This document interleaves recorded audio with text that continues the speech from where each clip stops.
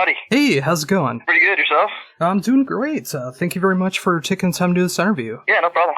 Yeah, I'm glad we're able to finally get this going and be able to talk about one of my favorite albums of 2020 without question, the self-titled album from Oceans of Slumber, which of course is available now through Century Media. I just love seeing where the band came from and how much you guys have expanded into what you are now, and now being able to create the best work that you guys have done so far. Oh, that means a lot, thank you. Oh, absolutely. With that in mind, I mean, with the album coming back, or being available back September 4th, I mean, what's it like to have this album out for about a month and a half now? It seems to be pretty well responded, which feels pretty nice. We're still always consistently getting, shares and stuff like that, and people loving it in their stories on Instagram and things like that. It feels really nice to see that kind of positive feedback to it. Yeah, I really like seeing that too. I mean, the very first reception that I've seen for the album when things were starting to come out was actually from Dan Swano, who was able to help create and make this album sound so spectacular. And, when you're getting high praise from Dan Swano, I mean, I think you're doing something right when it comes into the metal world. Oh, he was super excited about it even throughout the whole process. He was, giving high praise to, all of the work he was doing on it, saying, it's one of the most bombastic things he's ever mixed and stuff like that, which, definitely amped it up for us too. Oh, that's such a cool thing to be able to see that and getting such high praise from him. And, seeing the most praise I've seen from the band so far with this album, and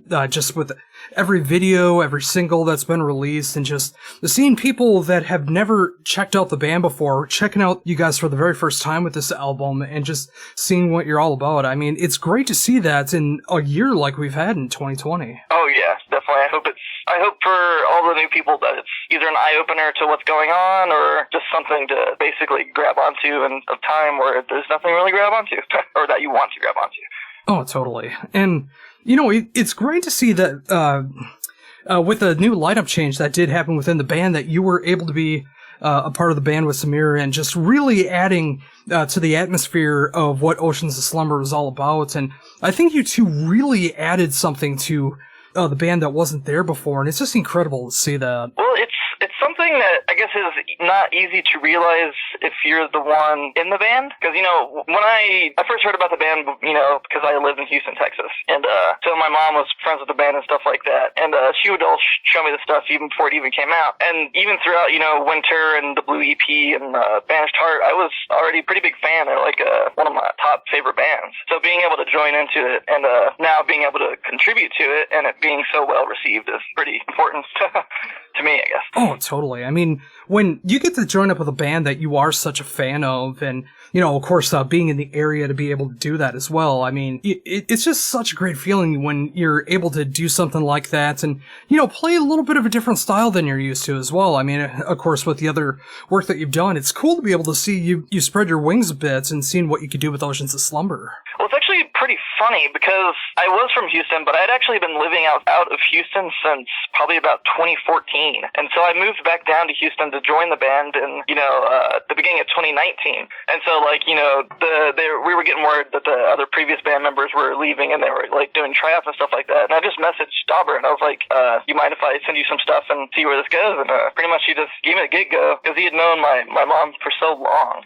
They pretty much knew about what I was capable of. So I basically kind of just packed all my stuff and drove down there from Washington State. Oh, that's incredible. I mean, being able to make that trek all the way down there and, just to audition, I mean, let alone getting the gig if you were even going to get it. I mean, that's a lot of commitment on your end, and it's great to see that you did follow through with that. Well, it was it's an opportunity I couldn't pass on. It's too much. It's the same feeling for me. It's like, oh, if Opeth, their guitar player dropped out and they're like, hey, you want to try out for this? I'm like, well, I don't think that's even a question. So, when you did get the opportunity to be able to try out for Oceans of Slumber, I mean, what was it like to be able to be there and be able to, play back the early day Oceans of Slumber song and being able to do it with your finesse? Well, the main part of the challenge really was you know, some of these songs have been out for, 5 years now, like on the winter and stuff like that. So trying to learn them by ear and like messaging Dauber to see like, hey, you got these guitar tracks by any chance? And him saying no, it's like, okay, well, here we go. Gotta really buckle down and study to get some of this done. But it feels really cool to dissect the old music and really get into what it is. When you learn a song on an instrument, it really changes the song for you versus when you just listen to it. So being able to go down there and like play some of my favorite songs with them and audition was it's pretty cool, even if I was nervous a little bit. But oh, I can imagine so. But that also says a lot for your talent as well. I mean, being able to learn so much of that just by ear, and being capable enough to be able to learn the songs good enough to be able to get the gig. I mean, yeah, the fact that you were able to do that by ear with very technical songs, especially in certain parts in the back catalog, that's incredible. Well, gosh, I kind of forgot what I was going to say about it. well, that's all right. But yeah, I mean, it's so cool to see that you were able to go through this process and be able to learn the back catalog, and then eventually being able to work on the self-titled album, which it's cool to see that you were actually a part of the process as well, and you just didn't join up afterwards, like you were actually a part of it. Oh yeah, definitely. There was, a couple songs that were already kind of in process of being written, like they have their form done and stuff like that. It's just a matter of, inject your own flavor into this. But it's still, feels really good to listen back now and see what Dan Swano did to it, and just the overall end result is pretty exciting. Oh, absolutely. I mean, that's always been one of my dreams, was to get tracks done by Dan Swano to make them sound the best that they possibly can be. And I can only imagine how that was for you and the band. I mean, being able to get those tracks on this monumental album and just hearing that back, and your first time with the band with new recordings, being able to hear that back with such clarity, that had to be such a great experience. Well, and even then for me, because, Bloodbath was one of my favorite bands, and to have, basically one of the founding members of Bloodbath work on your stuff, your guitar tone, and tell you, oh, this is like one of the best HM2 tones I've ever worked with, it's like, really? Thanks. Besides the fact, we were kind of, when I first joined in the band, Dauber showed me Edge of Sanity, and I was completely blown away and taken over for months by Edge of Sanity. So again, having Dan Swano do that, and it's like, having him put on those old school tones, it's like, you want all this reverb on there and stuff like that to make it sound like this older style. It's like, it's just cool. Oh, definitely. And that's so cool that you got into Edge of Sanity from joining up with Oceans of Slumber. Edge of Sanity is one of my favorite bands of all time, and you never realize it until you actually check out the band, like how monumental they were to death metal and progressive death metal and so many different styles of music, until you actually go back and hear the music. And then when you look at his back catalog of what he's been able to mix and master and put everything together, just a gigantic list from all different kinds of music, and now knowing that easily one of the best albums, if not the best album of 2020, it was also helmed by him when it comes to that side of it, and with your work and what everyone did with the band being able to shine off throughout the album. I just can't wait to see where you guys are going to be going from here on out. Well, first step is definitely going to be prevailing through this whole crisis. But, pretty much, we can't do a whole lot until, we're open to be able to tour and things like that, and once it's safe and stuff. But in the meantime, it's just kind of like working with the band to do, some playing on future things, like maybe some fun videos or stuff like that, or some small releases or something. Oh, yeah, and that absolutely makes sense. And I'm really hoping within 2021 that things can get back to some kind of normalcy and you guys are able to go back out and tour. I mean, seeing how relentless Oceans of Slumber was with touring before everything happened here in 2020, I want to be able to see that again, because this album absolutely deserves that live promotion. As great as it sounds on record, I really want to hear it in the live setting. Oh, there's so much more fun to play live. Definitely. And, with that in mind, obviously with you being able to contribute to the self-titled album and then going back and learning the previous material, how do you feel you've progressed as a guitarist now? With being able to learn stuff like Oceans of Slumber and being able to try out new ideas, how do you feel you progressed? Well, it's different because, so for example, when I was learning some of the guitar solos and the older stuff, it's not really in my style. So some of those older guitar solos are still kind of tough for me to pull off. So I kind of had to change them just slightly to help me get through them a little bit. But being able to, write guitar solos on this album in my own style feels really nice. I've progressed in thinking probably more with songwriting than I have with guitar playing, for sure. Just being able to sit down with Dauber and Cammy and stuff like that and go through it. Oh, that's incredible. And yeah, I mean, especially when you're able to be in a band like Oceans of Slumber and you start to realize how important the songwriting is, let alone being able to learn the riffs to everything, what the instrumentation is going to be, what you're going to be playing for a solo. I mean, so much of that songwriting is so important to make sure that you can make the song the best that it possibly can be. So when you do have those opportunities to play a really cool guitar riff or a fill or a full-on solo, they mean that much more. Yeah, for sure. Oh, that's so cool. And yeah, I mean, again, just thinking about everything that's going on right now and all the praise that's been going on for this album, seeing all the great things that's been happening with Cammy as well, too. I mean, being a part of the new Arion album, which I thought was just so cool to see that. And, just seeing you guys working so hard to promote this album, even still, I mean... Yeah, I mean, just thinking about what it would be like for those upcoming shows, hopefully getting back to that at some point in time. I mean, I'm glad to see the formation of where Oceans of Slumber is right now, and I really hope that everything will be able to prevail and make those live shows and tours happen. Definitely, me too. I'm really jealous of all the European bands who are starting to get back at it. Oh, yeah, and I do see some American bands are actually going to be potentially traveling to Europe, so that might be one possible thing that could happen in the future, but yeah, I mean, just the sidetracking that's happened this year in 2020, and that's all the more reason why I'm very thankful that the album still came out, because I know there's some artists that are waiting till like 2021 or waiting for that opportunity to be able to tour again before they even release the album. Oh yeah, we were definitely worried and prepared for the fact that, just due to the circumstances that it wouldn't do super well, and it would kind of get covered up a little bit just because of this whole thing and not being able to tour, but it seems to be pushing through it, so thankful for that. Oh, very much so. So, thinking about that in mind, I mean, when you were able to actually still have the album come out and you were able to work on the album and work on your parts as well, like, did you mess anything at all with your guitar rig or anything? Like, did you try anything new, different kind of setups or anything? So, one of the main things that we did that kind of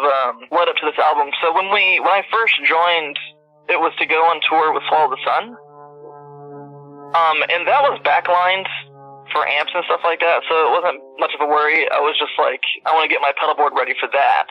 And then after, carrying these orange cabs that are 4x12s that weigh like 5,000 pounds upstairs, you're like, I'm tired of this.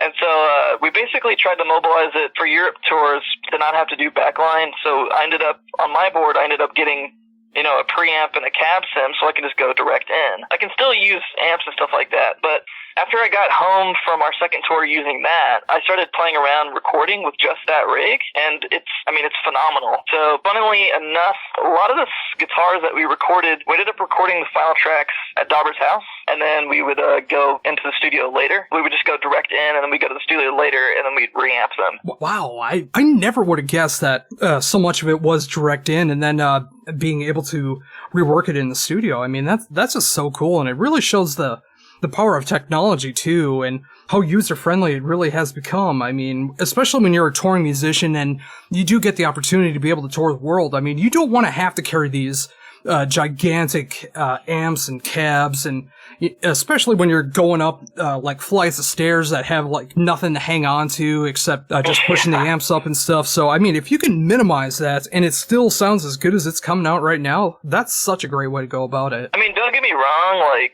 there's no feeling that compares to having that guitar amp behind you playing through that, but the convenience of it is definitely a boon. Oh, absolutely. And I feel that way with my drums as well, too. Like, I mean, it's like the whole thing with like going to double pedal or two bass drums. Like, the sound of two bass drums, like there's no cooler feeling when you're playing metal and you have two giant bass drums and you're able to play that, and it makes the drum set look so cool. But for the convenience factor, being able to have a double pedal so you don't have to waste another 2x2 feet of space in the van or the trailer or whatever the case is, and just having that convenience factor, it's like, it's not always ideal, but when you can make it work and you can make it work well, it's worth it. Yeah, and it's also like pushing through the taboo of thinking, oh, they don't have amps on stage.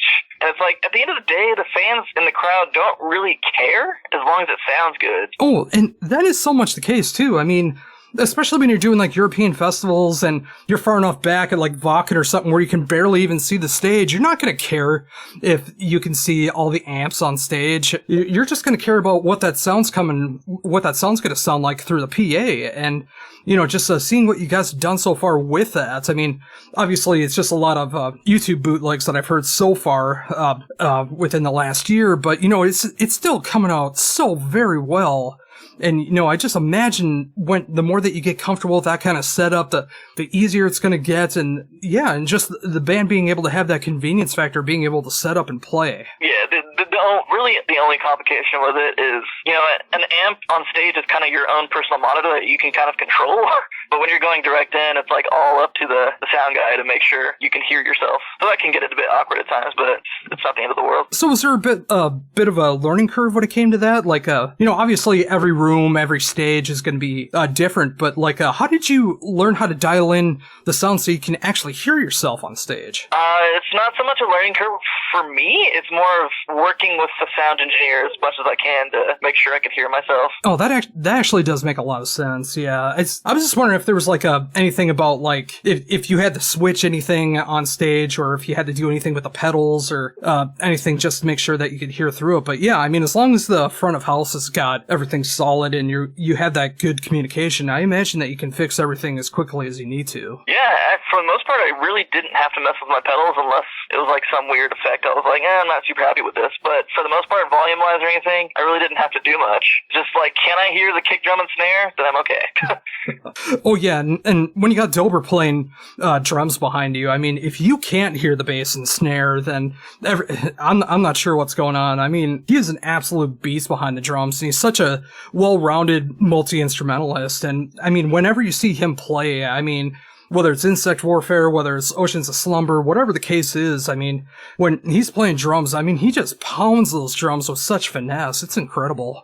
And it's kind of fun, like, in a challenging way, too, because you kind of, when he does some of these really interesting fills, it's like, you really have to pay attention to find where that beat is. And sometimes it's like, and in the vein of, like, stuff like Alice in Chains or stuff where they didn't really, record to a click track or something like that, it'll drag the beat a little bit, which feels really natural, and it sounds good in the song, but it's still fun to keep up with it. Oh, totally. And it makes me think of A Return to the Earth Below. I mean, when he's doing those, like, gigantic fills during the verse, which you don't always expect, but when you just hear him going off right before the pre-chorus, it's just so cool to hear that. And, being a drummer, you're still trying to figure out where the one is coming in on that. So I can imagine that it took a little bit with that, but it's just so cool to be able to hear that back in the final product. Yeah, for sure. And it's for the simple fact that we don't use inner monitors and we don't use a click for the most part. Cammy uses inner monitors, but we don't do anything to a click or a backing track. And we do that on purpose so that, if the mood of the song is, when we're playing live, is drifting in a certain direction, that's kind of like, more mellow or something, we can actually change it on the fly. Oh, yeah. And, it shows again, it's like, do you want the show to be perfect or do you want it to be real? And I always find real and memorable. Yeah. And when you're able to not have to worry about the metronome and you want to be able to slow a part down and everyone knows to slow it down or just get the feeling right or vice versa, having it a little sped up. I mean, there's just something to be said about like a band being able to have that ebb and flow with the tempo, let alone the rest of the music. Yeah, and it comes with I guess it's like a natural brain thing. For example, with the song Apolog, you don't realize how slow the song actually is until you like listen back to it. Because if you're practicing it, it's like, oh, it's such a raging song, I just want to play it fast and aggressive. And you listen back to the recording, you're like, wow, this song's kind of slow.